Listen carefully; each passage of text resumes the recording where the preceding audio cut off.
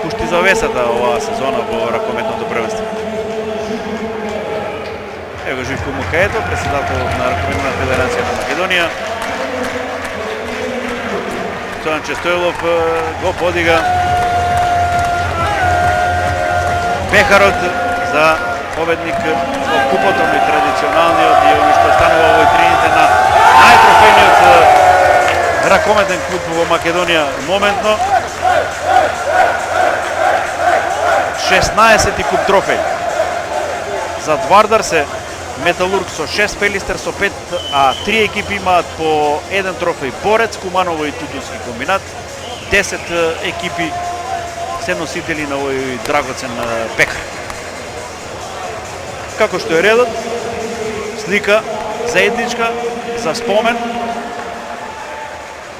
за останување на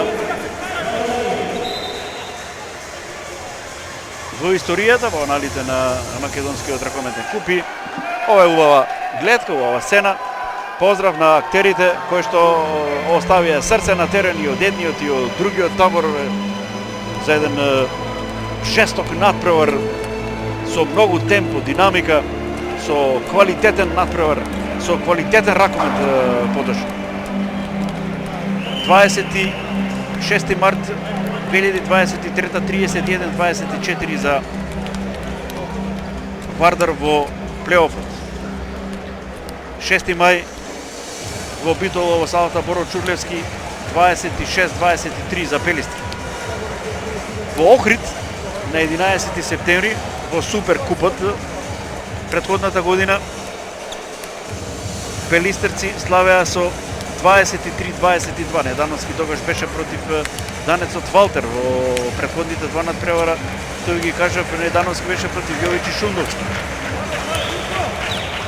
Слушавте за оној двобој од минатата година од ланското финале на 15 мај во Кавадарци. 23-22. Недановски тогаш го победи хрватот Бабич. На 1 мај во Битола 2022 беше 26-23 за Вардар, Дейвис против Бабич на тренерскиот дуел. Еде, тоа се неколкуте последни надпревари меѓу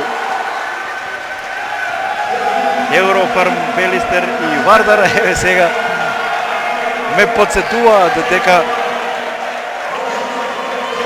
и слава тука вице шампионска титула и дамите по нежниот пол од семејството Вардар и тие дојдоа да им честитаат на ракометарите за овој успех.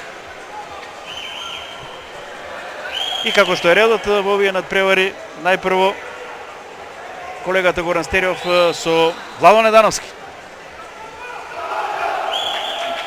Екипата на Вардар го продолжи рекордот на 16 куп трофеј.